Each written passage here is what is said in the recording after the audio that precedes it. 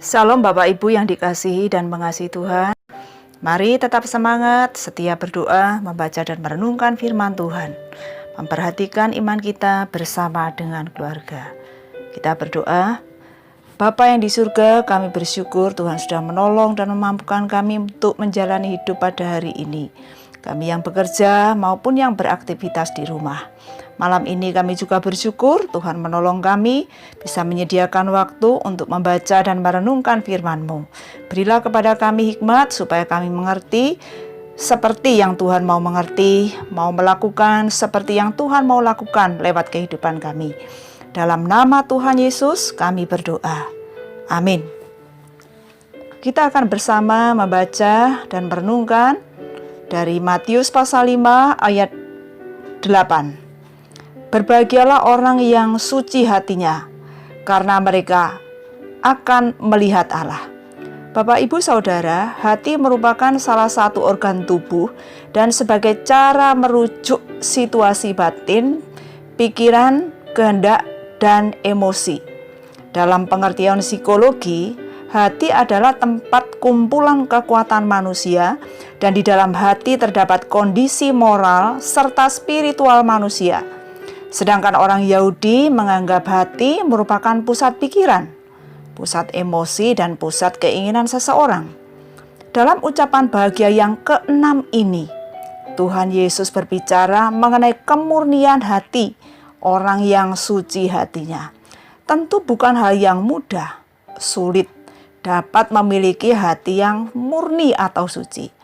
Yesus mengatakan dalam Matius pasal 15 ayat 19, karena dari hati timbul segala pikiran jahat, pembunuhan, perzinahan, percabulan, pencurian, sumpah palsu, dan hujat. Bapak, Ibu, Saudara, Tuhan Yesus menghendaki supaya kita memiliki hati yang suci, yang murni, yang tulus. Maka kita akan melihat Allah. Dan berkatilah orang yang suci hatinya, karena mereka akan melihat Allah. Melihat Allah bukan berarti ketika hidup di dunia ini dapat melihat Allah dengan mata jasmani. Bukan berarti akan mendapat penglihatan atau mengalami pengalaman yang spektakuler. Tetapi akan melihat Allah, maksudnya akan mengenal Allah, mengenal kehendak Allah. Juga akan tinggal bersama Allah di surga di masa yang akan datang. Dengan mengenal kehendak Allah akan membawa sukacita, kebahagiaan. Jika kita mengenal Allah, maka kita percaya bahwa segala sesuatu yang terjadi, yang kita alami, semuanya untuk kebaikan kita. Tentu dalam hidup ini tidak ada seorang pun yang mau menderita, punya masalah, sakit, dikecewakan, difitnah, dan sebagainya. Ketika mengalami hal yang demikian, ada yang mempertanyakan, jika Allah itu mengasihi, mengapa saya demikian? Mulai meragukan kasih Allah, pertolongan Allah, meragukan kebaikannya, dan sebagainya. Padahal semua ini merupakan salah satu cara yang Allah pakai untuk mendewasakan iman kita, mengingatkan bahwa kita membutuhkan Allah, menyadarkan kita untuk bersandar kepadanya. Kita tidak akan mampu menghadapi realita kesulitan hidup ini tanpa kita menyadari bahwa kita membutuhkan Allah. Orang yang mengenal Allah percaya bahwa apapun yang diizinkan Allah dalam hidupnya ada tujuan yang baik, sehingga dalam hidupnya bersandar kepada Allah, melibatkan Allah. Mengenal Allah tidak sama dengan mengenal manusia. Ketika mengenal manusia, cepat atau lambat kita akan melihat kelemahannya, kekurangannya, sifatnya yang tidak baik, egois, maunya dimengerti namun tidak mau mengerti orang lain, hanya senang diperhatikan namun tidak mau memperhatikan orang lain. Jika kita mengenal Allah, kita makin merasakan kasih-Nya, kebaikannya yang tidak pernah berhenti, kesetiaannya yang tidak pernah berubah. Bapak, Ibu, Saudara, mari kita melihat diri kita.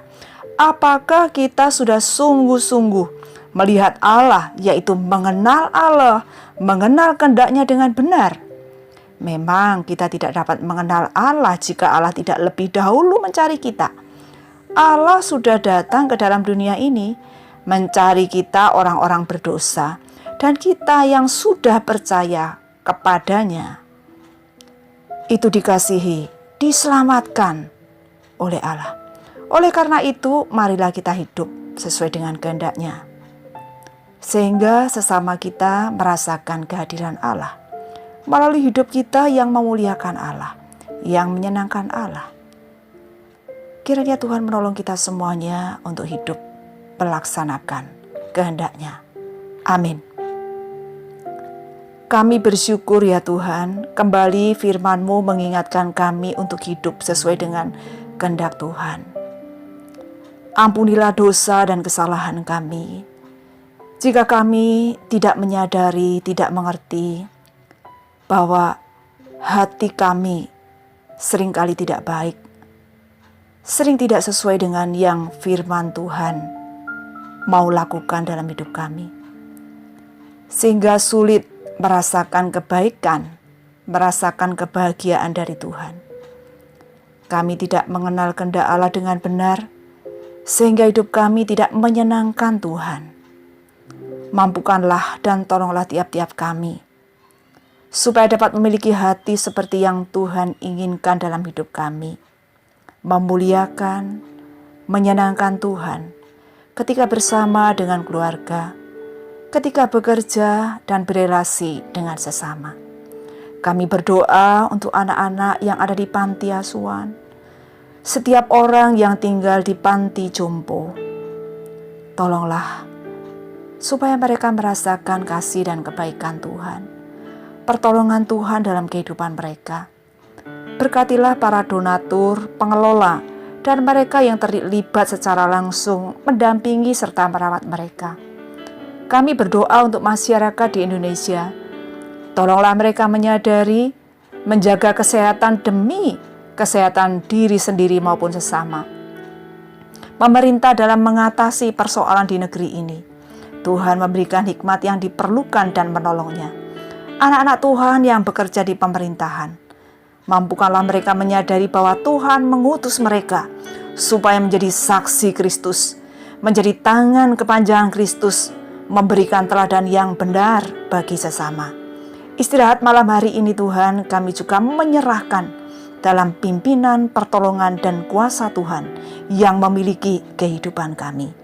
Tuhan, berikanlah kepada kami tidur yang nyenyak, dan berikanlah kami kesempatan untuk esok hari bisa bangun dengan kekuatan yang baru, untuk melaksanakan apa yang Tuhan mau lakukan lewat kehidupan kami, untuk mengerjakan apa yang Tuhan mau kerjakan melalui kami Tuhan.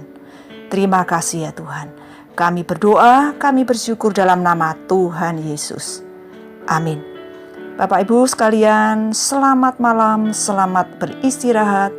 Tuhan beserta kita dan memberkati kita semuanya. Amin.